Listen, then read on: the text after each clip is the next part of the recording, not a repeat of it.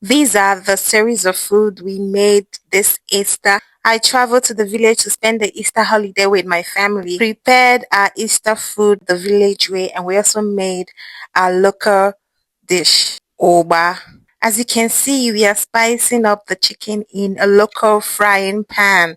Yes, this frying pan is called agbada in my dialect. This serves as a local pot as well. So when you want to cook a large quantity of rice for an occasion, we normally use this frying pot that you're seeing here to make the food, and it tastes heavenly. You won't get that taste using a normal pot. This frying pot you see here also comes in handy when you want to fry gari.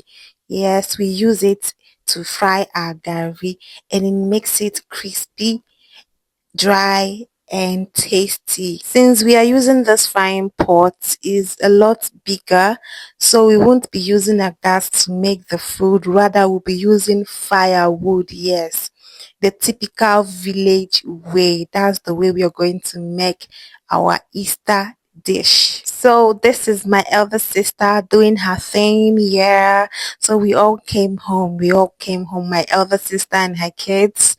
I came home as well with my kids. So we had a full house.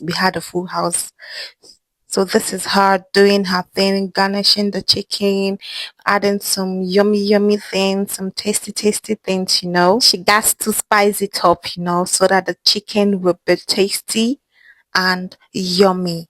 And let me tell you, I give it to her. She knows how to fry a very tasty and dry chicken. Like, her chicken is always crispy and at the same time delicious. Yes, she makes the most delicious chicken in the family. So guys, since we are in the village, we decided we will have that village flavor. There's this flavor you get when you cook with firewood. If you know, you know. If you know, you get this original, this authentic taste whenever you cook with firewood. So right here, we're frying the chicken. Frying with firewood made the whole process fast, okay? Look at how yummy this chicken is looking. We blended the fresh tomatoes and cooked the white rice, getting it ready.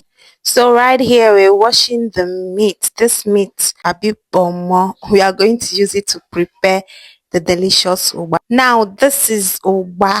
My elder sister prepared oba. It's as though she was born for this, because when you eat her oba, you will confess, like, you will know that there is difference between someone that knows how to do it and someone that is just forming to know how to do it.